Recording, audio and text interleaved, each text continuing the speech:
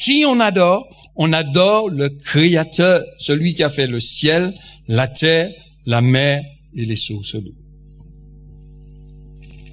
Une question que j'interpelle ici. Ici, dans notre passage, nous voyons le peuple venir vers Aaron et lui dire, Moïse, on ne sait pas ce qu'il est devenu, fais-nous un Dieu. Fabrique-nous un Dieu. Donne-nous un Dieu. Donne-nous quelqu'un sur qui nous pouvons nous appuyer. Et que fait Aaron? Aaron dit, ôtez les anneaux d'or qui sont aux oreilles de vos femmes, de vos fils et de vos filles, et apportez-les-moi. Et tous ôtèrent les anneaux d'or qui étaient à leurs oreilles, et ils les apportèrent à Aaron. Il les reçut de leurs mains, jeta l'or dans un moule, et fit un veau en métal. Mes frères et sœurs, je veux dire ceci, il y a un danger. Le danger, c'est de prendre ce que Dieu nous a donné et de nous en servir de manière inconsidérée pour fabriquer nos propres idoles. Il y a un danger. Ce danger-là, c'est de prendre nos biens, tout ce qu'on a, et le donner à des idoles. Ici, vous le voyez, le peuple prend ce qu'ils avaient, ce qu'ils possédaient, et l'apporter pour faire une idole. Dieu, et je veux le souligner, est un Dieu saint. Cela, c'est une affirmation. Quand un homme affirme par sa bouche que Dieu est saint, il est en train de proclamer qu'en Dieu, il n'y a pas de ténèbres ou même il n'y a pas de souillure. Il n'y a pas de ténèbres, il n'y a pas de souillure en Dieu. Quand un homme dit que Dieu est saint, cela signifie que Dieu, il n'y a pas d'iniquité en Dieu. Il n'y a pas de souillure en Dieu. Il n'y a pas de ténèbres en Dieu. Plusieurs passages le soulignent. Dans Isaïe chapitre 6 verset 3, les séraphins qui étaient devant l'Éternel criaient. Ils criaient l'un à l'autre et disaient, Saint, Saint, Saint est l'Éternel des armées. Toute la terre est pleine de sa gloire. Un autre passage que j'aime beaucoup, Habakkuk avait compris ce qu'était Dieu, qui était Dieu. Il dit, mais tes yeux sont trop purs pour voir le mal.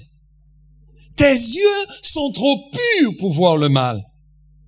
Et tu ne peux pas regarder l'iniquité. Pourquoi regarderais-tu les perfides et te tairais-tu quand le méchant dévore celui qui est plus juste que lui?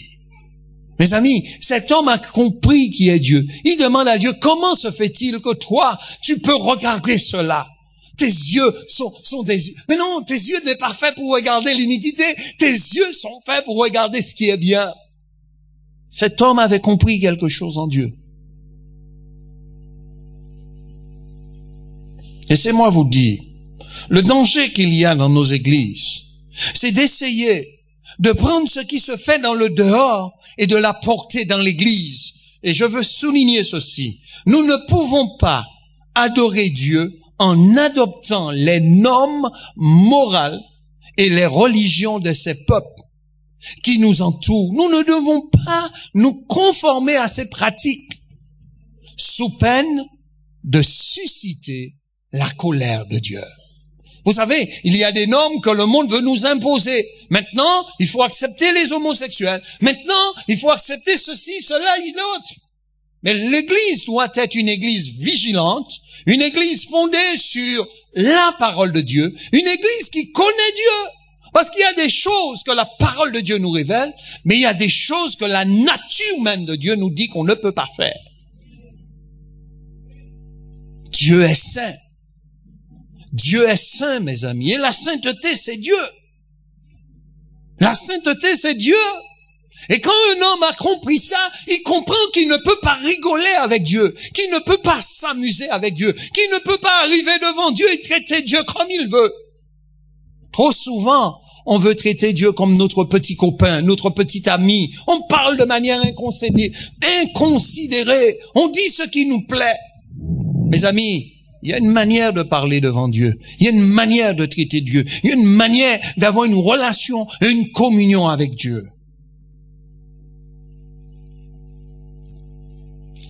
Dieu est saint. Le peuple de Dieu, je le souligne, est appelé à la sainteté. Le peuple de Dieu est appelé à la sainteté. Ce n'est pas une alternative, mes amis. C'est pas blanc ou noir ou blanc. Dans les choses de Dieu, c'est blanc. Et c'est pas une alternative pour l'Église. C'est pas l'alternative. Bon, je choisis un peu de blanc, un peu de noir. Non, non, non, non. Dieu est saint et le peuple de Dieu est appelé à la sainteté. Au début de ta conversion, Dieu accepte que tu sois une prostituée. Dieu accepte que tu sois un voleur au début, parce que tu viens de connaître Dieu. Tu le découvres. Il accepte, il t'accueille. Mais quand tu commences à marcher avec, tu comprends par toi-même le Saint-Esprit de Dieu qui vient habiter dans ton cœur sale, vient te dire que ça, j'aime pas. Tu ne peux pas à un moment abandonner ta prostitution et à un autre moment revenir à cette prostitution. Vous ne pouvez pas faire cela. Avec Dieu, il y a une croissance qui est toujours verticale. Elle ne peut pas descendre et remonter. Elle est toujours verticale.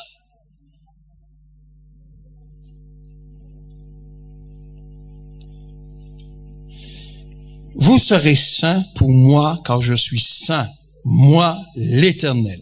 Je vous ai séparés de peuple afin que vous soyez à moi. Mes amis, je veux dire à l'Église ceci ce matin, que je n'ai pas dit à l'autre réunion. La Bible ici dit, Dieu nous a séparés du monde. Si Dieu nous a séparés du monde, Dieu n'accepte pas que nous retournons à fréquenter, à traficoter avec le monde. S'il nous a séparés, ça veut dire que nous sommes saints. Mais beaucoup de gens disent, oui, mais vous êtes dans le monde, mais vous n'êtes pas du monde. Alors ça me permet de danser comme le monde danse.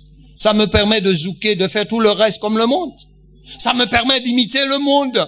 Ça me permet de faire tout. Mais non, Dieu te dit, je t'ai séparé. S'il t'a séparé, c'est pas pour réessayer. Désolé. Je connais pas toutes les danses africaines, là. Ah, si je les connaissais, je vous aurais dit, mes frères. Excusez-moi de parler de ce que je connais. Mais Dieu vous a séparés. Dieu vous a séparés. Dieu vous a séparés. Quand on revient chez nous, on va pas refaire le culte des morts. Quand on revient chez nous, on va pas refaire l'adoration des morts. Et très bientôt, on va avoir la Toussaint qui arrive. Et je vais vous dire, quand j'étais petit, il y a une chose que j'aimais. C'était ce jour-là. Ce jour-là était extraordinaire. Vous savez pourquoi? Parce que c'était là que tous les enfants se retrouvaient dans ce cimetière. Et quand vous aviez mon âge, avec les cousins que j'avais, les cousines que j'avais, c'était de la folie dans ce cimetière. Waouh! On prenait ce qu'on appelle la cire des bougies, là, qui a fondu. Et même les bougies qui n'étaient pas, on les éteignait. On faisait une boule. Et dans le cimetière, il y avait guerre. Vous avez des boules de... Et quand ça tombe dans la tête de quelqu'un, imaginez-vous, quelqu'un reçoit une boule. Mais c'est dur. Ça, c'était notre jeu. Mais j'aimais ça. Parce que c'est là que toute la famille se retrouvait. Vous savez, je vais vous dire vraiment les jeunes, il y a des choses que vous n'avez pas connues qui étaient bien. Ça, c'était super. Ça, c'était la mienne de vie. Mais quand on se trouve dans ce cimetière, soyons honnêtes, quand vous parlez aux morts, est-ce que le mort vous entend? Quand vous le priez, est-ce que le mort vous entend? Regardez combien le catholicisme nous a maintenus dans l'esclavage et dans l'ignorance. Chaque année, regardez depuis le temps que ça existe.